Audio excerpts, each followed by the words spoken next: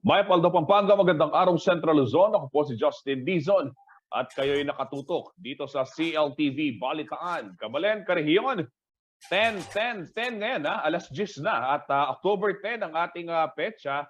Kumusta ho kayo? Happy Monday sa lahat ng mga nakatutok dito sa ating programa. Yung mga kababayan ho natin sa lungsod ng Angeles, may mga hangover pa sa fiesta dahil katatapos lamang nung napakakulay at masayang-masayang Kambal Festival. Dito pong Sabado yan at nung linggo naman merong karera, yung Kalesin na Tilbury Race.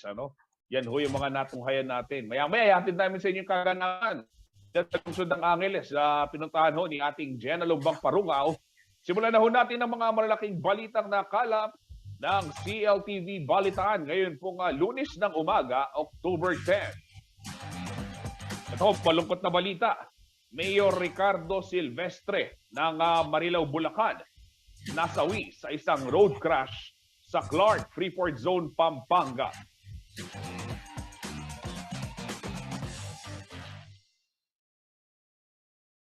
Iba namang balita, lalaki ho sa Magalang dinukot umano ng armadong grupo. Pamilya ng biktima na nanawagan ng tulong.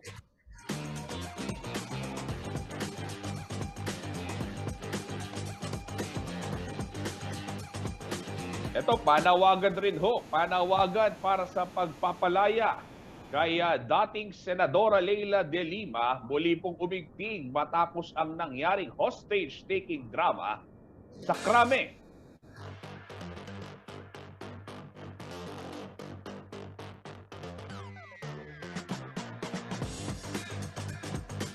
At itong pagdiriwang ng makulay na Kambal Festival.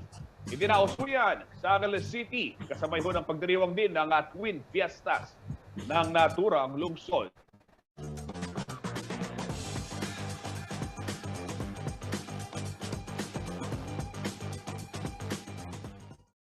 Narito na ho mga detalye ng mga mainit na balitang nakalap ng ating news team. Ito ho, nasawi si Mayor Ricardo Silvestre ng Marilao, Bulacan dito pong linggo. Bunsod ng isang road crash sa Clark Freeport Zone sa Pampanga. Batay ho sa investigasyon ng mga pulis, nangyari ang aksidente mag-aalas 6 ng gabi habang binabagtason ng grupo ni Silvestre ang kahabaan ng Prince Balagtas Avenue dyan sa Clark Freeport Zone. Yan ho yung pader, maraming nagbibisikleta dyan. At nang bigla hong kumabig pakaliwa ang sinasakyang SUV at sumalpok ho sa isang poste ng ilaw. Sa lakas ho ng pagbangga, nabunot ang poste mula sa pundasyon nito at nawasak din ho yung unang bahagi ng sasakyan ni Mayor Silvestre. Nakausap pa umano ng mga first responder si Silvestre bago na isugod sa pag-abutan. Ngunit makalipas po ang 2 oras, ay binawian din ito ng buhay. Nagpaabot naman ho ng pakikiramay si Bulacan Governor Daniel Fernando sa gamit ho ang kanyang Facebook page at nagpasalamat rin ito sa kanilang pagkakaibigan. Inspirasyon daw sa pamumuno si Silvestre at kanyang tapat na paglilingkod sa bayan ho ng Marilao. Kilala umano na mahusay, masipag at may kabutihang loob si Mayor Silvestre. 11 taong naging EBC President si Silvestre at naging punong barangay hanggang maupo po o bilang punong bayan naman noong 2019 at nanalo nga po siya muli dito pong nakaraang 2022 elections.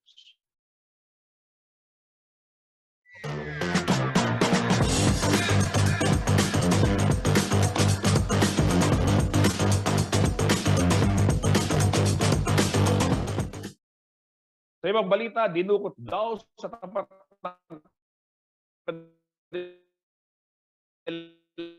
ng bahay sa Barangay Santa Lucia ang linggo. Blanco po yung pamilya sa motibo ng pagdukot habang uusad naman ngayon ang investigasyon ng pulis.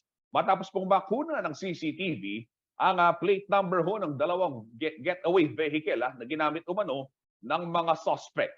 May detalye ho ng balitang yan si Paulo G. Santos.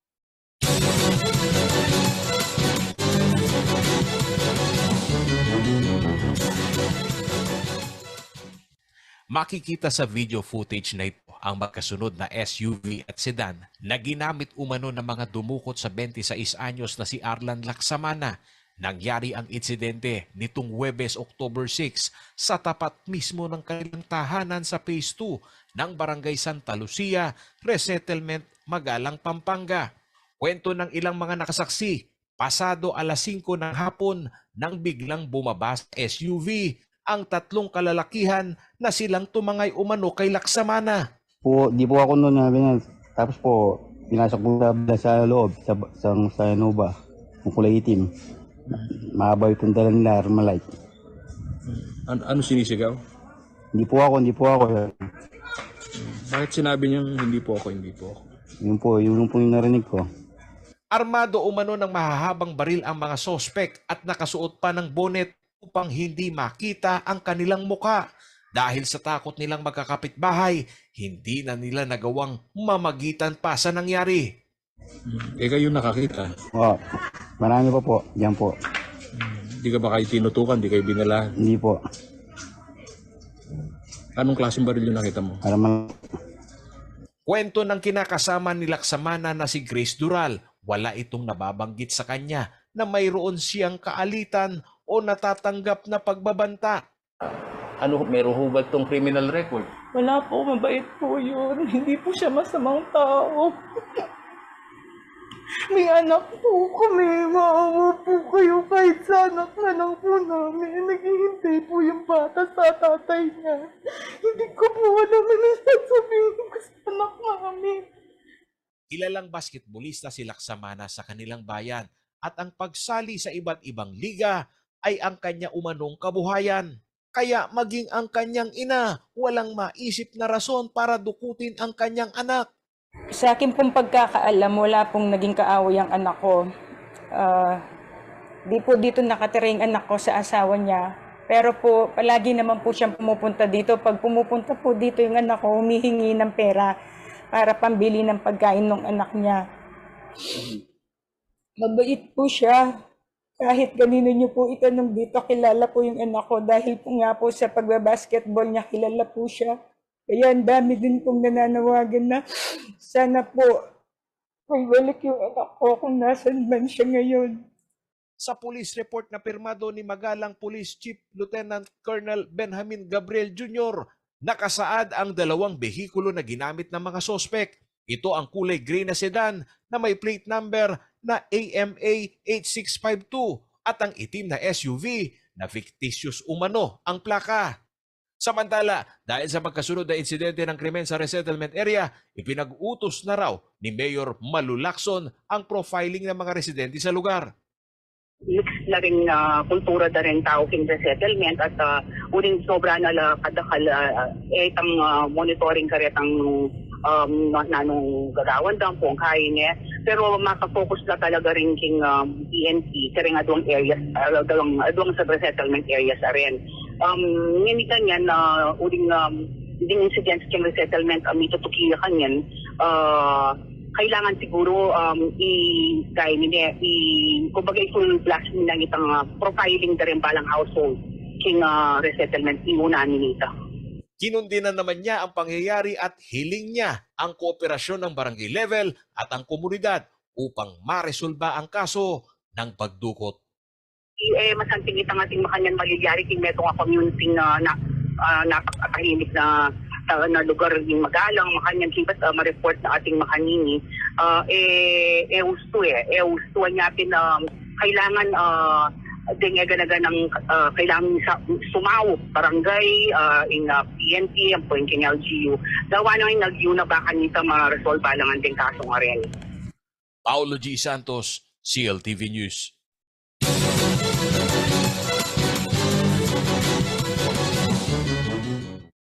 Ito sa ibang balita, pero bago natin tunghayan itong susunod na balita, batiin lang ho natin si Roberto Beltran, Mayang Kaabak, Kabalen, Pampanga. Sabi niya, nanonood ho siya.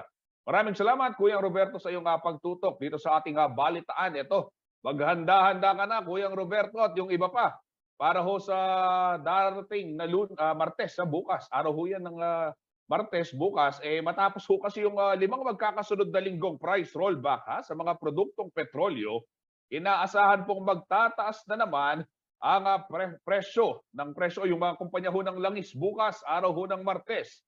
Batay ho sa oil trading monitoring sa nakalipas na mga araw, maaari umanong tumaas ng 4 pesos and 63 centavos ang presyo ng kada litro ng diesel. Ayan, opo. Bukas na ho yan, hindi po next week. At 2 piso naman po at 49 centavos ang posibleng itaso ng kada litro ng kerosene. 65 centavos naman ho sa kada litro ng gasolina. Yan ho yung binabantayan nating pagtataas. At maya-maya po ipopost natin sa CLTV News yung latest ho na magiging oil price increase na mangyayari ho bukas. Kaya abang-abang yung ating mga motorista. Bukas ho yan, araw ng Martes, October 11.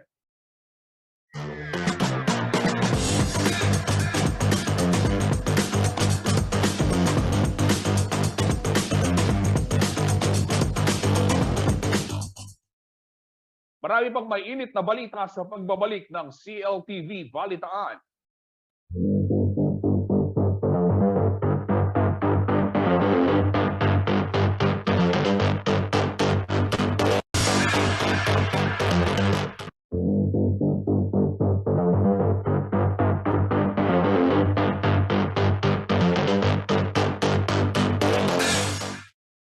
Nagbabalik po ang CLTV Balitaan at sa iba pang mga nangungunang balita. Ito ho, hindi raw nababahala si Department of Health, OIC, Yusek Maria Rosario Vergere sa kabila ho ng kawalan ng kalihim ng kagawaran. Ayon ho kay Vergere, nagagawa naman niya ang bilang OIC ang mga dapat gawin ho ng isang sekretary. Hindi naman makapagbigay ng pahayagang opisyal kaugnay ho ng kanyang expectations sa posibilidad na pagkakatalaga bilang kalihim. Narito pong detalye ng balitang yan.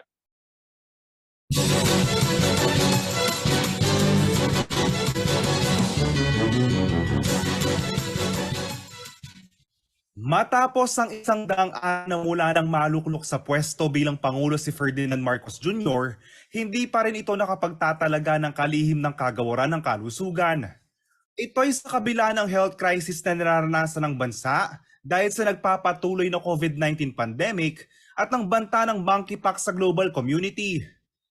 Ilang miyembro na rin ng gabinete ni Marcos Jr. nagbitiw at napalitan habang nananatiling officer in charge lamang hanggang ngayon si Health Undersecretary Maria Rosario Vergere. Ayon kay Vergere, hindi naman nagiging dahilan ng kanyang kasalukuyang posisyon para mapabayaan ang mga trabaho sa Health Department. Sa tingin ko walang masyadong epekto kasi yung limited powers naman is I still can appoint, I still can assign, and we do not have any services disruption. Tuloy-tuloy ang mga reforma na kailangan gawin ay isasagawa pa rin. Pero sa tingin ko hindi masyado nakakaapekto yan sa trabaho natin. Hindi naman daw nababahala ang opisyal kaugnay ng hindi pagtatalaga sa kanya bilang kalihim. Tanging ang Pangulong Marcos Jr. lamang daw ang makakapagdesisyon kung sino ang kanya itatalaga sa pamunuan ng DOH. Well, it depends from the office of the President yan, no? So sila ang makakasagot dyan. Sa atin ngayon, tuloy-tuloy lang ang trabaho hanggang tayo ay nakatalaga dito. Kapag tayo ay pinalitan na, tayo pa rin ay patuloy na magtatrabaho bilang Undersecretary. Last question na lang po, matatanda ang 2 linggo ng Hulyo nitong taon nang maitalaga bilang officer in charge ng DOH si Yusek Vergere. Kabilang naman sa mga lumutang na pangalan na posible umunong pagpilian para sa pamunuan ng kagawaran ng kalusugan, sina Dr. Teodoro Herbosa, isang public healthcare specialist, at ang infectious disease expert na si Dr. Edsel Salvania. JM De Jesus, CLTV News.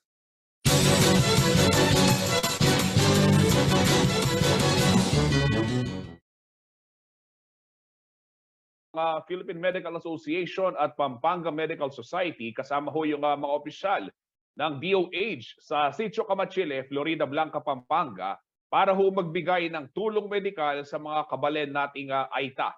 Bukod ho sa 260 food packs, mga galon ho ng tubig at mga gamot at hygiene kits na ipinamigay, ipinabot din ho ng mga tumulong, itong miyembro, mga eksperto ho sa medisina, yung primary care services.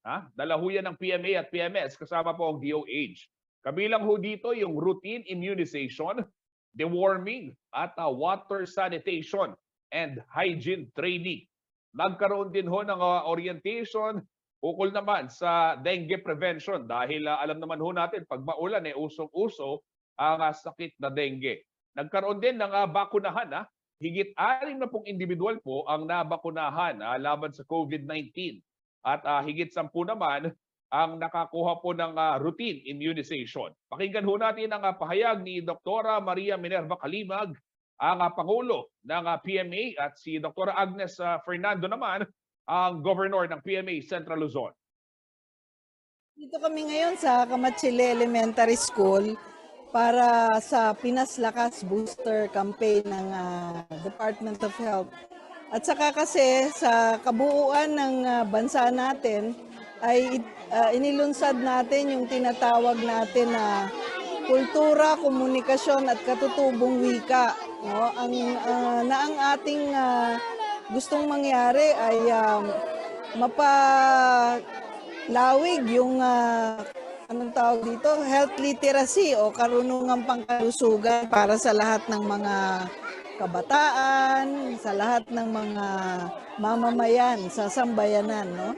So yun, importante kasi na matuto tayo, no, tungkol sa health, di ba? Okay ba?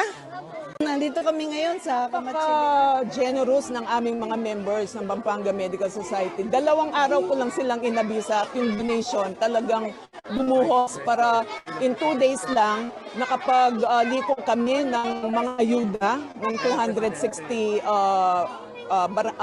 household and may feeding program pa rin kami. So higit pa doon, meron din kaming immunization. No? So talagang sana patuloy ang aming pagpunta dito every year kasi committed kami.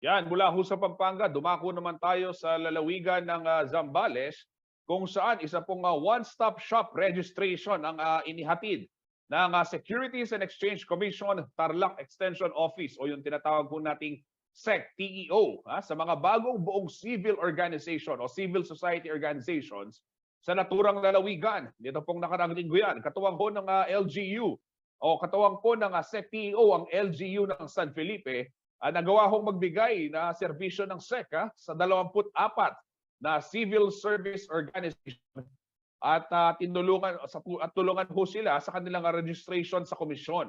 Kabilang ho sa mga CSO at yung mga asosasyon ng mga magsasaka, mangingisda, mga barangay health workers, tricycle drivers, public school teachers, retired government employees, indigenous people at yung mga senior citizen.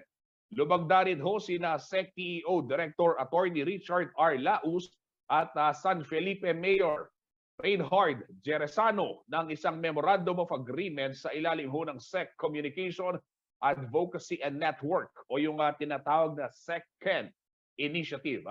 Ayon ho kay Director Laus, ang munisipalidad ng San Felipe ang kauna-unahang local government office na naging partner ho ng SEC-TEO na nakatuon ho sa investor education at advocacy. Dagdag niya, ang one-stop shop caravan na kanilang binuo para sa mga SEC clients ay katangi-tangi at nakikitang paparisan sa iba pang LGU at partner agencies. Nagpakita naman ho ng kanyang suporta ang alkalde sa naging kolaborasyon. Kanya rin ho pinasalamatan yung ginawang caravan ng SEC-TEO. Aniya, tunay na nagbenepisyo ho yung mga taga San Felipe sa proyektong kanilang binuo. Bukod po kasi sa online registration service, tinulungan din ng SEC-TEO ang mga CSO sa kanilang online submission ng MC28 form at pag-request ng certified true copies sa kanilang SEC documents. Yan, yung San Felipe Zambales, magandang lugar yan. Diyan yung Liw-Liwa, yung paboritong pasyalan ng ating mga kaibigan tuwing ganitong panahon dahil masarap mag-surfing dyan sa Zambales. Ayan, pasyalan ho natin yung mga lugar dito sa ating rehiyong Central Luzon.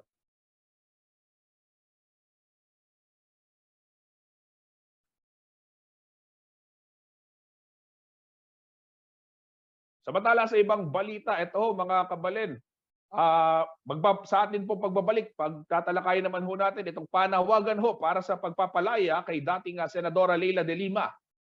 Muli po yung ubigting matapos po yung nangyaring hostage taking sa Krame. Marami pang mainit na balita sa pagbabalik ng CLTV Band.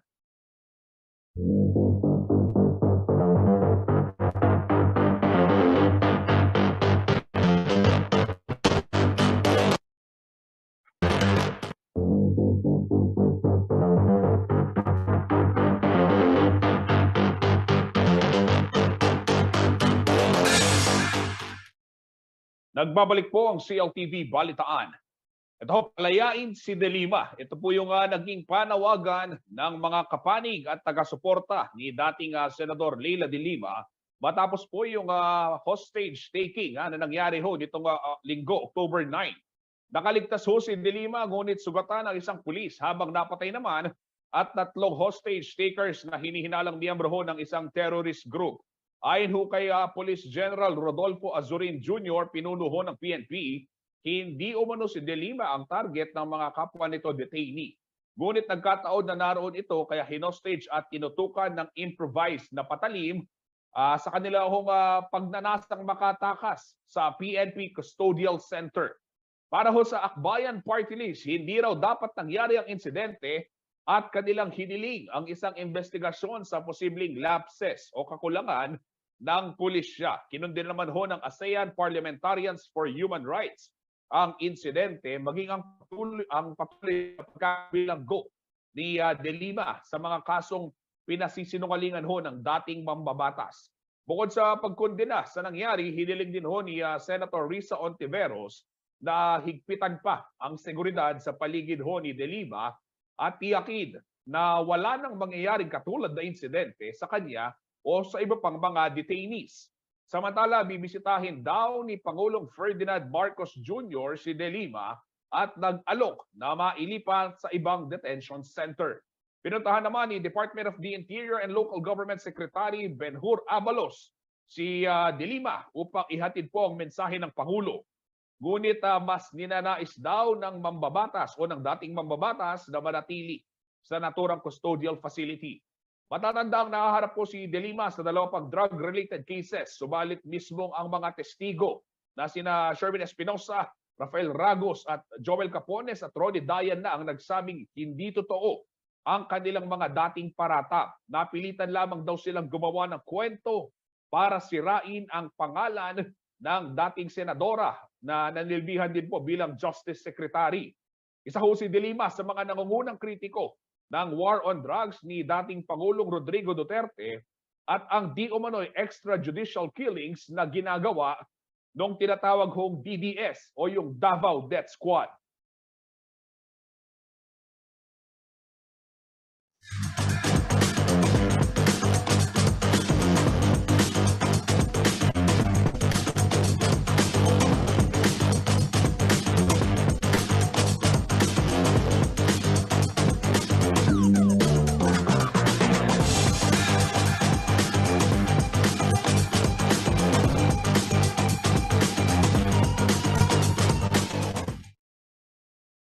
Kabalen, Karehiyon, kayo ba'y naghihintay pa rin hanggang ngayon sa inyong national ID? Dahil marami-rami ho yan, ito po, inanunsyo ng Philippine Statistics Authority o PSA na maaari nang makapag-download at mag-print ng electronic o digital version ng National Identification Card o yung tinatawag na ePhilID mula ho sa kanilang website. Ayan, kanya-kanyang download na lamang pala. Particular ho ito sa mga individual na hindi pa rin ho nakatatanggap ng kanilang physical ID. Ang mga printed ePhilID ay nagpapakita ho ng litrato at basic demographic information. Nagmamay-ari nito gaya ho ng buong pangalan, address, date of birth, at yung PhilSys card number o PCN at isang QR code.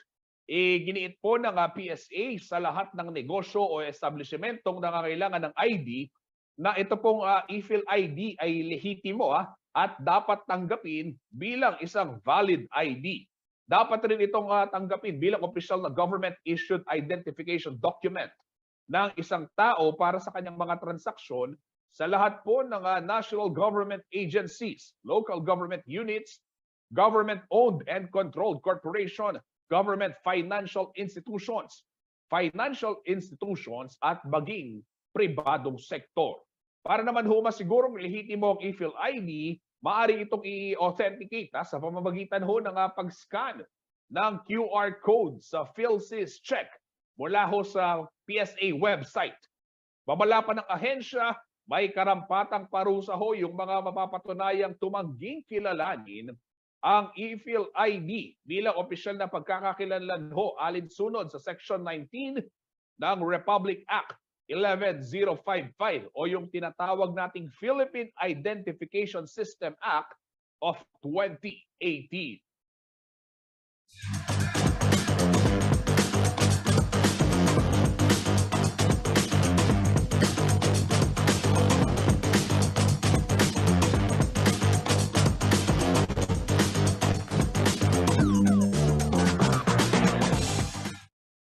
Sa ibang balita, kinilala sa kauna-unahang HIAS Award ng Cultural Center of the Philippines ang ilang individual at organisasyon dito sa rehiyon na nagsusulong ng sining at kultura. Kabila sa mga pinarangalan ay ang ating kabalen at advocate na si Peter De Vera.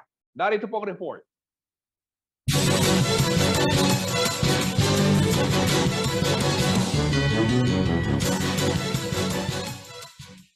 Nakatanggap ng First HIAS Award mula sa Cultural Center of the Philippines at kaisa sa Sining Luzon Network ang ating kabalen na si Peter De Vera. Kinikilala na naturang award-giving body ang mga individual o organisasyon sa Luzon para sa kanilang natatanging serbisyo sa pagtaguyod ng kani-kanilang kultura at sining. Si De Vera ay isang artist at cultural advocate na nagtayo ng Balebalayan Museum for the Poor, Center for Transformation through the Arts noong 2011. Dito ay tinuturo ang tumugtog ng indigenous instruments ang ilang kabataan na karamihan ay mga street children. Tinanggap ni De Vera ang HIAS Award para sa kategoryang Dance and Cultural Administration. Sining ang aking buhay. Kabataan ang aking daluyan. Kalikasan ang sibol ng aking lakas. Espiritual ang nagdudulot sa akin ng kabanatagan. Marami pong salamat sa award na ito. Of course, sa lahat ng bumubuo ng kaisa sa sining, Ma'am Chingay, lahat ng kasama sa kultura. Ipinabot naman ni Pampanga Governor Delta ang kanyang pagbati sa nanalong kabalen. Ayon kay Pineda, tunay na naging aktibo si De Vera sa pagsusulong ng sining at kultura, lalo na sa larangan ng sayaw at musika. Samantala, ginawaran din ng kauna-unahang HIAS Awards ang ilang artist at organisasyon sa Central Luzon. Kabilang sa mga pinarangalan sina Mark Anthony Carpio ng Bulacan, Al Perez ng Hagonoy, Felicito Sakdalan ng Angat, Armando Santa Ana ng Bulacan, ang Barasoen Kalinangan Foundation Inc. at Lakansining ng Bulacan, at si Alfonso Coke Balipata ng Zambales. Mga kaibigan ng mga sitang sa HIAS Award ng ngayong araw na kapagpalain silang lahat ang SLUP Club. Arlene Salonga, CLTV News.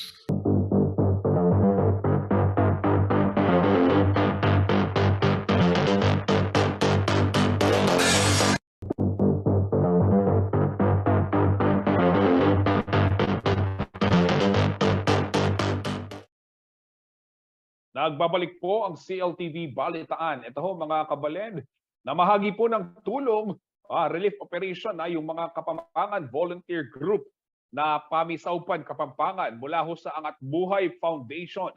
Diyan sa Barangay Kaduang Tete, si Chonabong, sa bayan ng Makabebe, Pampanga, kahapon yan, araw ng Linggo, October 9. 150 food packs ang naipamigay sa iba't ibang barangay dito pong linggo. Yung lugar na yan, matagal na ang pinoproblema ng ating mga kabalen yung baha. Makikita ho ninyo sa video, ayan, namamangka pa ho yung ating mga kasama, si Kuyang Felix Barrios at si Paring Johnny, para ho samahan itong mga namahagi ng relief goods. Pakinggan ho natin ang ilang pahayag ng mga nakibahagi sa relief operation na yan. Tayo po yung nag-a-assess, pinipili natin yung pinaka-core na communities na kailangan po natin bigyan ng tulong. So, kagaya po nito is, nakita nyo po yung travel natin galing dun sa may barrio, papunta dito, bangka lang po yung means of transportation nila.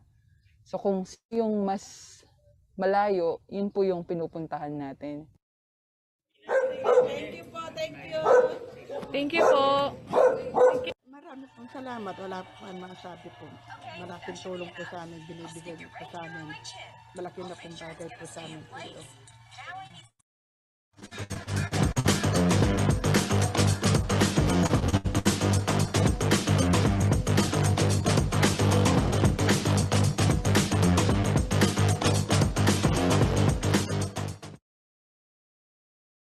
Abangan ho natin yung buong detalye ng balitang yan. Mamaya pong alas 6 ng gabi sa CLTV News. Samantala, ito ho, 22 Angeleno Twins ang bumida sa Kambal Festival ng Ciudad Angeles dito pong Sabado. Sakay ho sila ng makukulay na float na talaga namang pinaghandaan po ng bawat barangay. Ang naturang parada, hudyat ho ng 2 kapistahan na ipinagdiriwang sa lungsod ngayon pong buwan ng Oktubre. Tara na't makisaya sa Kambal Festival sa ulat na ito.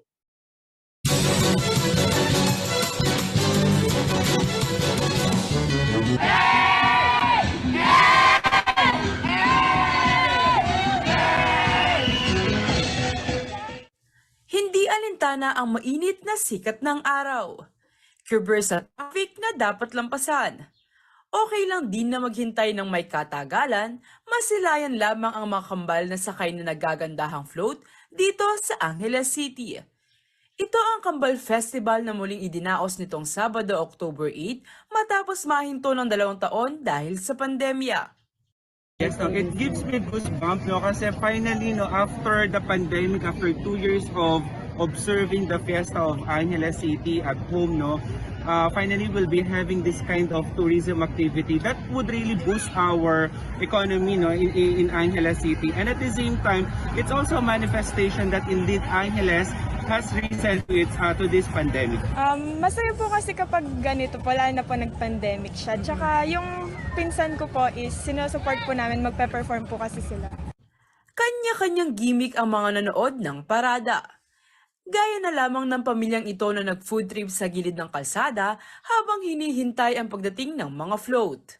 Very excited po. Actually, hindi pa po nangyayari to, talagang inaabangan na namin siya. Kaya talagang inano namin sa calendar namin. Kaya ngayon, buti na lang po nandito kami lahat. Hindi ko nga rin alam kung ano yung ano ng kambal-kambal na yan eh. Pero may floats daw. So you are curious? Oo, siyempre. Tsaka masaya.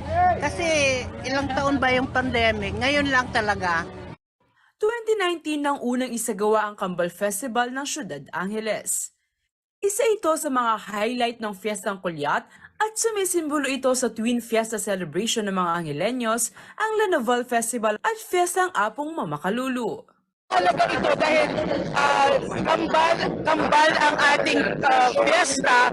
So ito yung pang-open natin, no, na nagsisignify na ng start ng fiesta. And nagpapaalala sa ating mga kababayan na sa Angeles City ang may kambal na fiesta lamang. No?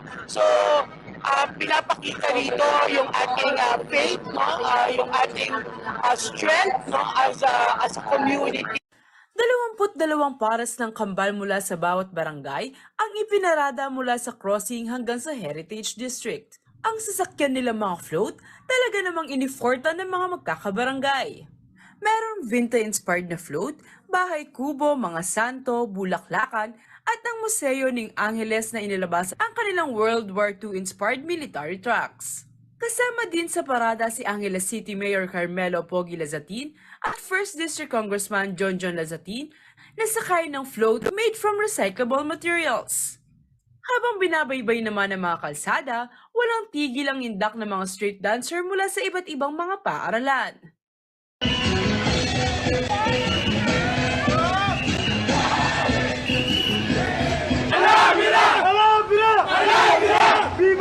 Señor Santo Niño! Ang muling pagbabalik ng Kambal Festival ay patunay umano na matagumpay na nalalampasan ng Ciudad Angeles ang mga pagsubok na dala ng COVID-19 pandemic. Ikit tayo po in Ciudad Tamo. Makanano tamo ka resilience. Kanita po napod na kadwana may makbungin pa Mount Pinatubo. Tinalakad tamo pong Pasibayo at telakad daya po in Ciudad Tamo. Ngeni naman po adwang banwa in Milabas. Pandemya na naman in iturang Kekatamo. At ngeni po atyutahan naman ngeni Keti. At mag-celebrate na naman po in Kekatamong Twin Fiesta. Sa pagtatapos ng festival, nasungkit ng Barangay Lourdes Sur East ang Best Float. Grand winner naman na identical twin ng pambato ng Barangay Kutkut at Barangay Kawayan. Most festive float naman ang Barangay San Nicolas. Liana Canilao, CLTV News.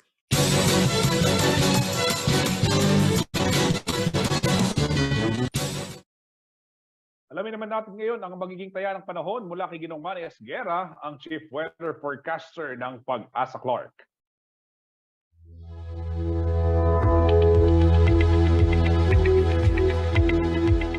Narito po magiging taya ng panahon sa susunod na 24 oras. Isang low pressure area po ang namataan ng Pag-asa at ito po ay tinatayang nasa layong 590 kilometers dyan po sa may silangan ng Tuguegarao City, Cagayan. Ito po ay inaasahan na posible na maging isang ganap na bagyo sa mga susunod na oras. Kaya po ang Batanes, Babuyan Island at Cagayan, maula po ang papawiri ng mga pag-ulan, pagkidlat at pagkulog. Ito po ay dulot ng trough ng LPA at ng frontal system. Samantala po ang Metro Manila at nalalagay ng bansa, kasama na po dito ang Pampanga. Magiging bahagya hanggang sa kuminsan ay magiging maulap din po ang mapawirin. Kaya may inaasahan lamang po tayong pulo-pulong mga pag-ulan, pagkidlat at pagkulog. Dulot naman po ito ng localized thunderstorm. So pinag-iingat po natin mga babayan dahil medyo maalinsangan po hanggang tanghali at sa hapon naman ay posibleng magkaroon ng mga pag-ulan.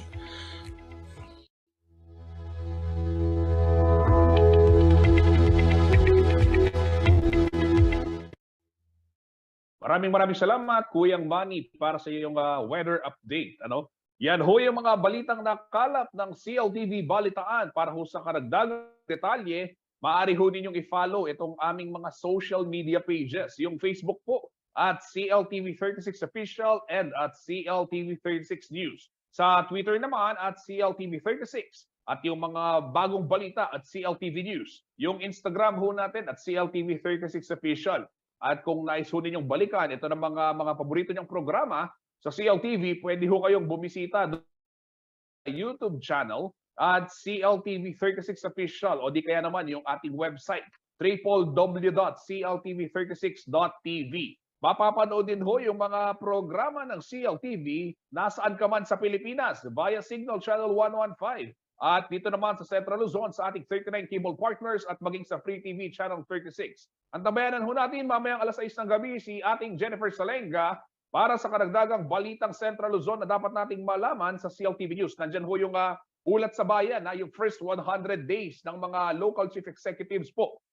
Ginagawa ho nating balita yan. Mamaya ho, ihatid namin sa inyo yan. Kasama po ang buong pwersa ng CLTV News and Current Affairs. Ako po si Justin Dizon. Ito ang CLTV Balitaan.